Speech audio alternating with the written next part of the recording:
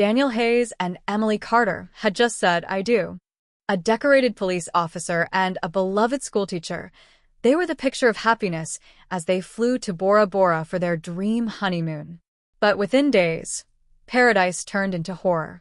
Emily would never come home alive, and Daniel, the man sworn to protect, would become the prime suspect in her brutal death. Welcome to Narrated Mysteries, the channel where crime meets storytelling. Subscribe and stay with us as we bring you the mysteries the world can't forget. Daniel Hayes and Emily Carter looked like a couple straight out of a storybook. Their wedding, held in a small chapel just outside the city, was filled with glowing candles, soft music, and smiles from everyone who attended. Guests described the atmosphere as magical, with Emily's laughter echoing through the hall as she danced in her elegant white dress. Daniel, dressed in his police uniform for part of the ceremony, carried himself with the confidence of a man admired by his peers and trusted by his community. Together, they seemed unstoppable. Two people who had found exactly what they were looking for in one another. Friends and family believed this marriage would last forever. Emily had always been known for her kindness and her ability to make anyone feel seen. As a teacher, she had touched the lives of countless children, leaving an impression that her colleagues said was impossible to forget. Daniel, on the other hand, was celebrated for his discipline and bravery. He had received several commendations during his years on the police force and carried a reputation as someone who would put others before himself. To everyone watching, the union of these two lives felt like destiny. The honeymoon trip to Bora Bora was meant to seal their love story. It was the perfect escape from their demanding lives, a chance to relax in a paradise of turquoise waters and golden sunsets. Emily excitedly shared her plans with her friends, gushing about swimming in the clear lagoons and walking hand in hand across the white sandy beaches. Nobody could have predicted that this once-in-a-lifetime vacation would never reach its happily ever after. What began with vows of eternal love would soon unravel into one of the most chilling crimes imaginable.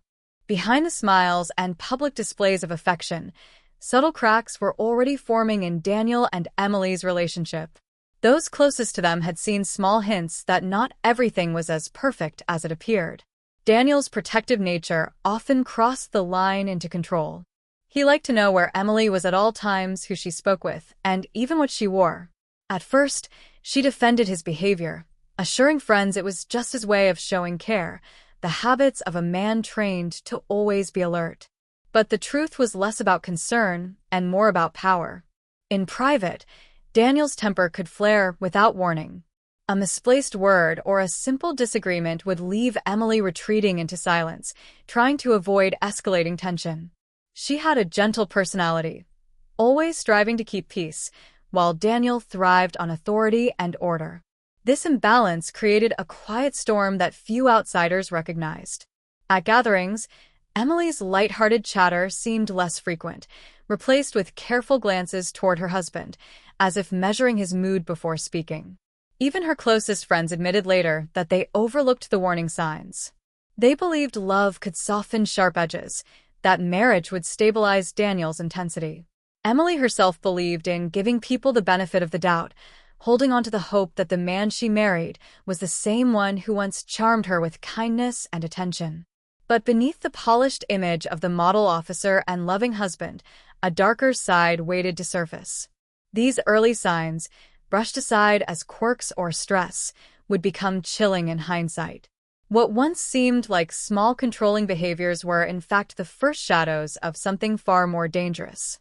Paradise was waiting for them, but so was tragedy, and Emily was already walking straight into it.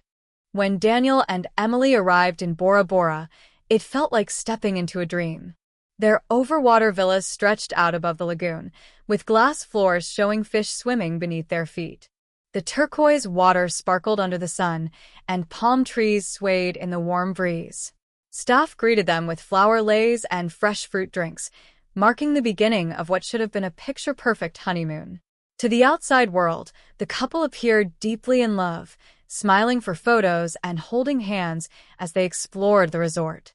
Emily, full of excitement, wanted to make the most of every moment. She signed them up for snorkeling excursions and romantic dinners by the beach. She shared her joy in quick texts to friends back home, describing the sunsets as something out of a painting. For her, this trip was the celebration of a new life, a chance to create memories she thought she would cherish forever. Daniel, however, seemed restless even in paradise. Instead of embracing the island's peace, he spent hours scrolling on his phone or pacing around their villa.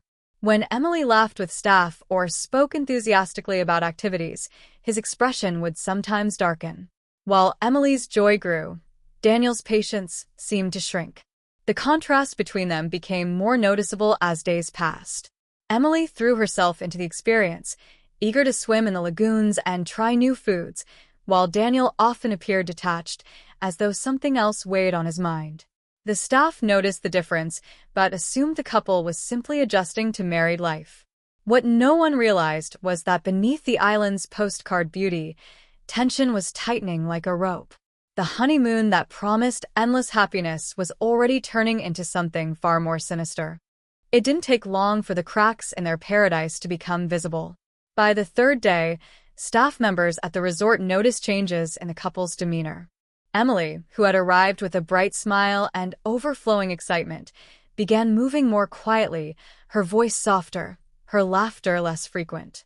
Daniel, once seen as charming, started showing flashes of irritation. He snapped when service was slow or when plans didn't go exactly as he wanted. To outsiders, it seemed like minor impatience, but to Emily, it was a warning she had learned to read.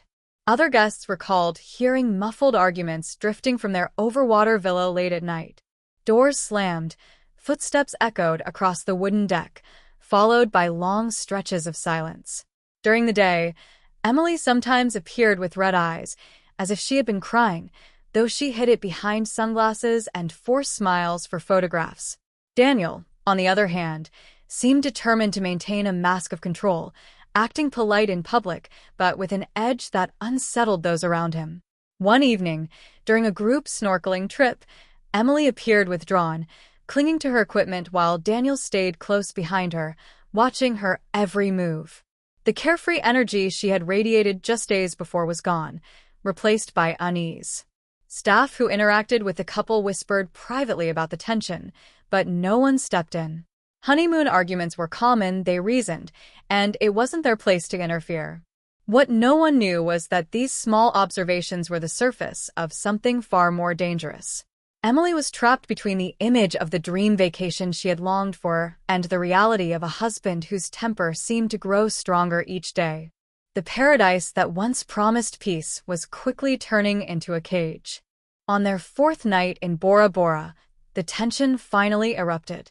The evening began like any other, with the couple dining at the resort's beachfront restaurant. Other guests later remembered Emily trying to keep the mood light, smiling politely, while Daniel appeared distracted, barely engaging in conversation. They returned to their villa just after 10 p.m., captured on security cameras walking along the wooden boardwalk under the soft glow of lanterns. It was the last time Emily was seen alive. Inside the villa, hours of silence were broken by sudden bursts of noise. Guests in nearby bungalows later reported hearing heavy thuds against the walls, followed by muffled cries. Some dismissed the sounds as nothing more than a loud disagreement between newlyweds. Others admitted they felt uneasy, but chose not to get involved.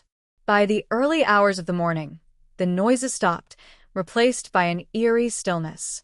When the sun rose over the lagoon, the picture-perfect view stood in stark contrast to the horror inside the villa. Emily lay lifeless on the floor, her body bruised and broken. The vibrant woman who had spent days marveling at sunsets and turquoise water was gone. Daniel was the one who called the front desk, his voice filled with panic as he reported a terrible accident.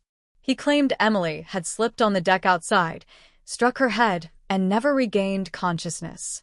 Staff rushed to the scene, shaken by what they found. At first, the story seemed believable. Accidents happen, even in paradise. Yet something about the scene felt wrong.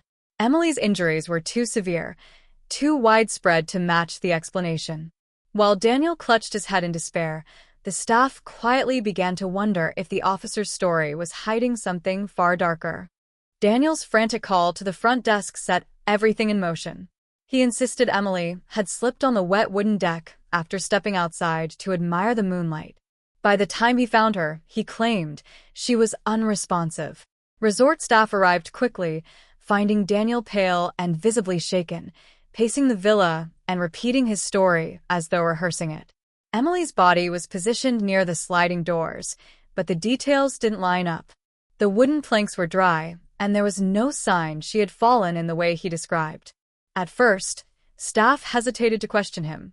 He was a police officer, a figure of authority, and his emotional display seemed genuine. But the bruises covering Emily's body were impossible to ignore.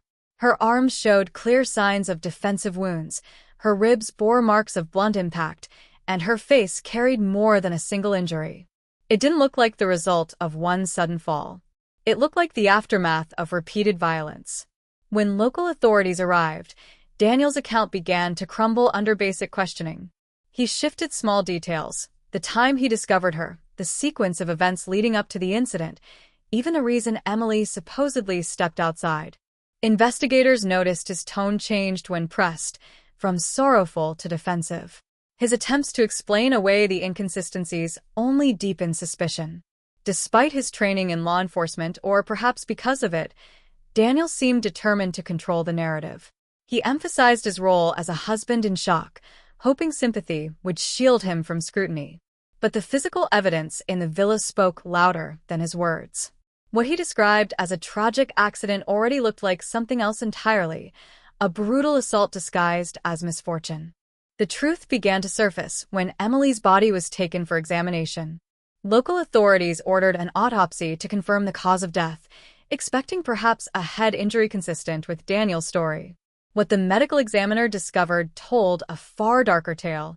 Emily had not suffered a single accidental fall. Her body carried the unmistakable marks of prolonged violence. Her ribs were fractured in multiple places, suggesting repeated blows with significant force. Bruises spread across her arms and wrists in patterns consistent with defensive wounds, as though she had tried desperately to shield herself. There were cuts and abrasions along her legs, not from slipping on wood, but from being dragged or struck. Most damning was the head injury, blunt force trauma delivered with such intensity that it could not have come from a simple stumble. The examiner concluded that Emily's death was not an accident, but the result of sustained physical assault. The findings destroyed Daniel's version of events in one sweep. His claim that she slipped while stepping outside no longer held even a thread of credibility. Instead, the autopsy painted a chilling picture of a violent encounter that ended with Emily's life cut short. Authorities confronted Daniel with the report, but he continued to cling to his story, arguing the injuries were exaggerated or misinterpreted.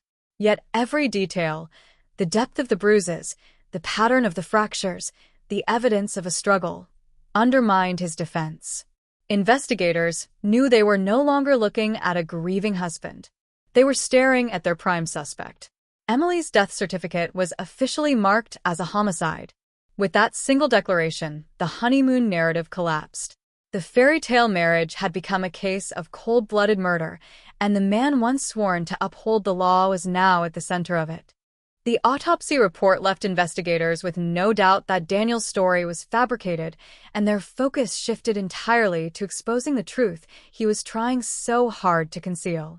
During questioning, Daniel struggled to keep his version of events consistent. At one point, he claimed Emily slipped while carrying drinks outside. Later, he insisted she was walking barefoot when she lost her balance. The smallest details kept changing, and investigators knew these were not the mistakes of a grieving man. They were the cracks in a carefully constructed lie. Forensic teams combed through the villa and uncovered even more damning evidence. Blood traces were discovered in areas Daniel never mentioned, on the edge of the bed frame, on the bathroom sink, and on the villa's deck. Some stains had been wiped down, but not well enough to escape chemical testing. The attempts to clean suggested not panic, but intent. Investigators also examined Daniel's behavior immediately after Emily's death. Instead of calling for help right away, records showed a delay of nearly 40 minutes before he contacted the front desk. During that gap, Daniel's phone activity spiked. He had made several short calls and internet searches, likely trying to figure out what story would best explain Emily's injuries. The digital trail undermined his claims of shock and impulsive reaction. What disturbed authorities most was Daniel's calmness when asked about his wife's final moments. His sorrow seemed rehearsed, shifting on and off depending on the situation. To the trained eyes of investigators, it was clear Daniel wasn't a devastated husband. He was a man desperately trying to outsmart the system he once served. But this time, his training and authority weren't enough. Each inconsistency, each stain, and each trace of deception pulled him closer to exposure. While investigators in Bora Bora gathered physical evidence, detectives back in the United States began digging into Daniel's life before the wedding. What they uncovered provided a chilling motive. Daniel was drowning in financial trouble. Credit card debt, unpaid loans, and gambling losses had piled up, threatening to consume him. On paper, his career as a police officer looked stable, but in reality, he was living far beyond his means. The most disturbing discovery was the life insurance policy. Just weeks before the wedding, Daniel had quietly taken out a large policy on Emily's life, listing himself as the sole beneficiary. Friends and family had no idea this existed, and Emily herself seemed unaware of the financial trap she had been pulled into. The timing raised red flags. Why would a newlywed couple, barely starting their life together, need such a substantial payout in case of tragedy? To investigators, the answer was clear. Witness interviews also painted a more troubling picture of the marriage. Coworkers recalled Daniel complaining about the costs of the wedding and the honeymoon, hinting he had plans to fix everything soon. A neighbor mentioned overhearing heated arguments before the couple left for Bora Bora. Slowly, a narrative emerged of a man who viewed marriage not as a partnership, but as a calculated opportunity. Prosecutors later argued that Daniel never intended for the honeymoon to be a romantic escape. Instead, it was the setting for his plan to eliminate Emily and return home with a story of tragedy and a massive insurance payout to solve his financial woes. What had appeared to the world as a fairy tale beginning was, in reality, the staging ground for a cold and premeditated crime. The Paradise trip was never about love. It was about money, and Emily paid the ultimate price. The case quickly captured worldwide attention, becoming one of the most talked-about trials of the year. A decorated police officer accused of killing his wife on their honeymoon was a story that blended shock, betrayal, and tragedy. Reporters filled the courtroom each day. Sketch artists captured every detail of Daniel's expressions, and the public watched closely as the prosecution and defense laid out their opposing narratives.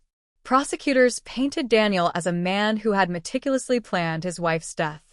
They outlined his financial troubles, the suspicious life insurance policy, and the inconsistencies in his statements.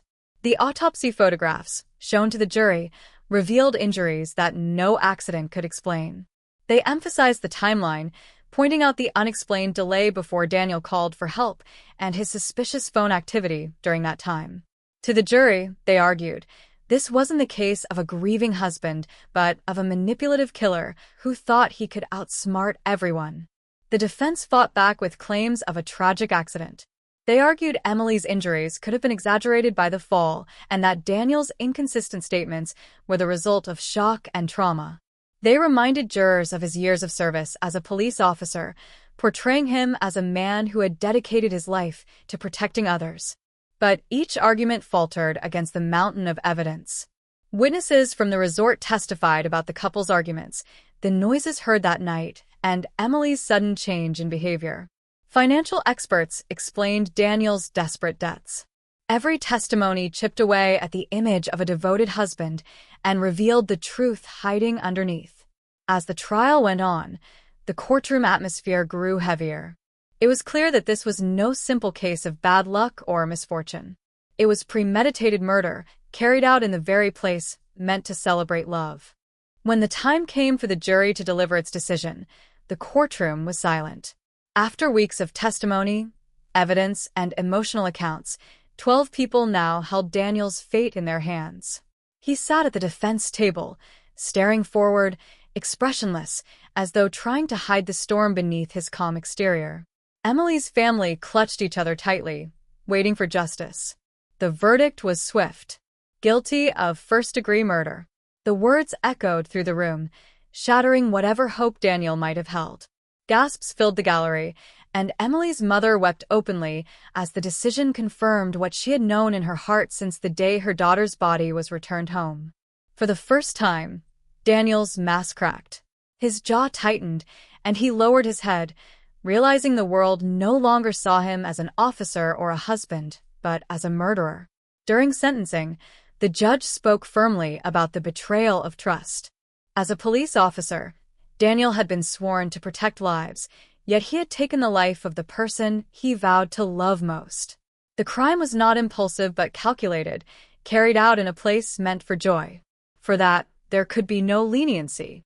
Daniel Hayes was sentenced to life in prison, without the possibility of parole. The fall from grace was complete. Once respected by his peers, Daniel was now destined to live out his days behind bars, stripped of the uniform and authority he once wore with pride. The case became a cautionary tale not only of violence hidden behind closed doors, but of how quickly a man trusted to uphold the law could cross the line into unthinkable betrayal. Justice was served, but it came far too late for Emily. Emily's death left a hole that could never be filled, but her family refused to let her story end in silence. In the months following the trial, they created a foundation in her name dedicated to helping women recognize the early signs of controlling and abusive relationships. What once felt like small red flags, possessiveness, jealousy, subtle isolation, were now understood as warnings that should never be ignored. Emily's story became a powerful reminder that even relationships that appear perfect on the surface can hide dangerous truths. Her colleagues at the school where she taught planted a memorial garden, a space where students could remember the teacher who had always believed in them. Former students wrote letters about how Emily had inspired them to read, dream, and feel valued. These tributes highlighted the light she brought into the world, a light dimmed too soon by violence. The case also sparked broader conversations about domestic violence and trust in authority figures. Many people struggled with the idea that someone sworn to protect could commit such a horrific act. News outlets revisited the story often, using it as an example of how abuse can hide behind uniforms, titles, and smiles. For Emily's family, the pain of her loss never faded, but they found strength in knowing her story was saving others. Each time a woman sought help after recognizing the same patterns Emily endured, her legacy grew. Paradise had turned into the setting of a nightmare, but out of that darkness came a mission to protect others from suffering the same fate. Emily Carter would always be remembered, not only as a victim of a brutal crime but as a voice for countless others who might otherwise remain unheard.